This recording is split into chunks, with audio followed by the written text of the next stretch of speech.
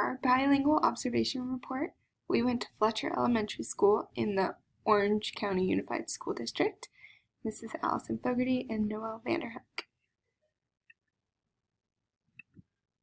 For the school demographics, like Allison said, we were at Fletcher Elementary in Orange Unified School District, and this school has a Mandarin immersion program.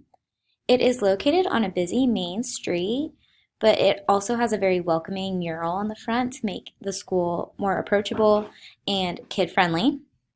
For the overall demographics, the students are mostly Hispanic or Latino.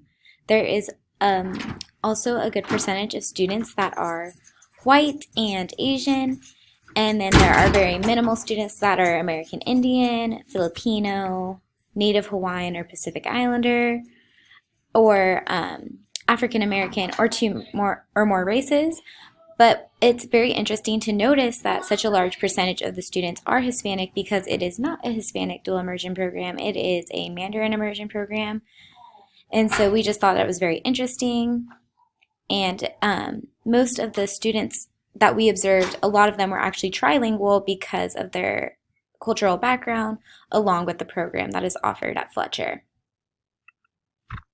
For the school surroundings, the school is really close to the Village of Orange, which is a small mall that students can go to. There were many businesses, tall, big buildings right next to the school, and their houses were mostly single-story, small houses in the area. And approximately a mile away, there are more shopping centers.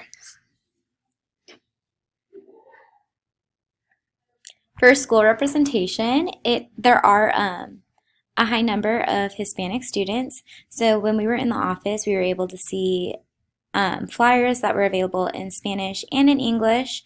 And then since it is a Mandarin dual immersion, they also had signs that were both in English and Mandarin.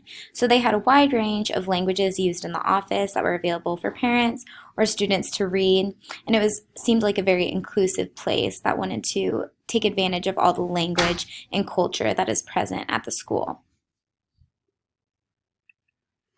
The classrooms were displayed with many of the students' activities, and many signs around the classroom that were both in English and Mandarin. Students were seated in groups of 5, so they worked in table groups, and there was only about 15 students in the classroom. And when we talked to the teacher, these 15 students have been going through the Mandarin program together since kindergarten. So they're a very, very tight group of kids who get along, and they know almost everything about each other because they've been in the same class, and there's only 15 of them. Like I said, the classroom was decorated with both English and Mandarin around the classroom. Like you can see the seasons right there and months for in Mandarin. And the students' work was decorated around on the walls, both in English and Mandarin, different projects or assignments they had completed. For how language is used, we observed the students while they were supposed to be speaking Mandarin only. So this is the type of school that separates the students. So we were listening to the Mandarin portion of their day. And Mandarin was a large majority of the language used in classroom. And the students were allowed to fill in the unknown words with English words. So if they were talking to the teacher and there was one word they just did not remember in Mandarin or they didn't know yet, they were able to fill it in with English so that they were still able to communicate their thought. And it was very similar to like translanguaging, where they were able to use their whole language repertoire if they couldn't do it all in Mandarin.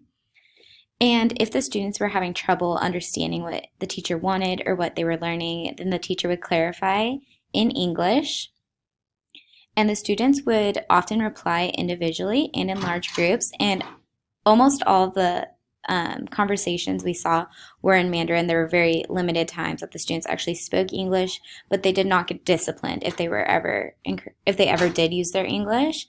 And then right here we have a video that we we recorded just the audio so that you can get a view of what it was like to hear them speak Mandarin. 他人看见中文是一件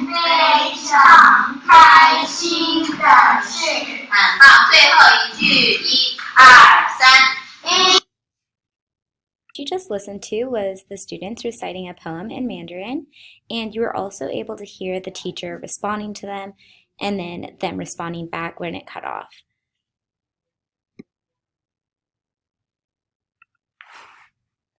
The classroom subject content, since they were in fifth grade, the class was supposed to be 50% English and 50% Mandarin. But when we spoke to the teacher, she said it's often not 50-50 because they have pull-out electives such as library or PE or music, and because those specific teachers are not fluent or don't really know Mandarin, that's all in English. So she says some days are 50-50, but when they have pullouts, it's more like 75-25 because of the language differences in those different pull-offs. For our final thoughts, we thought that the teacher's teaching strategies showed to be very effective and encouraging the students to advance their Mandarin language. The teacher was very soft-spoken, she was very encouraging, and overall she just had a very nice presence to her that the students really responded well to, and us as adults also responded well to. We felt she was very warm, and we really liked her style of teaching. The classroom encouraged the students to learn Mandarin, but also had the information in English so that the students could transfer their knowledge between languages. So like you saw earlier, they had the months that were written in both Mandarin and in English so that the students could transfer their information.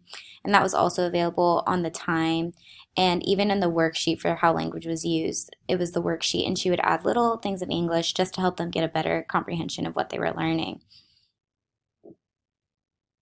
The class showed to be engaged and was able to show that they were developing a second or even a third language. So like I said earlier, since there is such a high Hispanic and Latino population, a lot of the students do speak Spanish in addition to Mandarin and English. So they're learning either their second or their third language. And many of the students were just very engaged and they wanted to develop it. So we went with Molly, and Molly went up to the students and was able to ask them what they were saying, and they were just so excited to share what they were learning, and they were excited to share with us their knowledge. And so it was very inspiring to see how excited they were about learning. And then lastly, the students were able to share with the class and communicate with the teacher in Mandarin.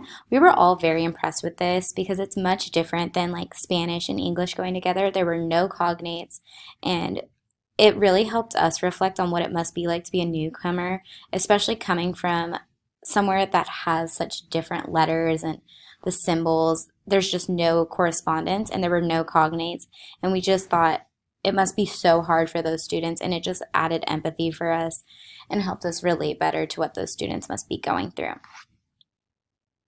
Thank you for listening to our presentation.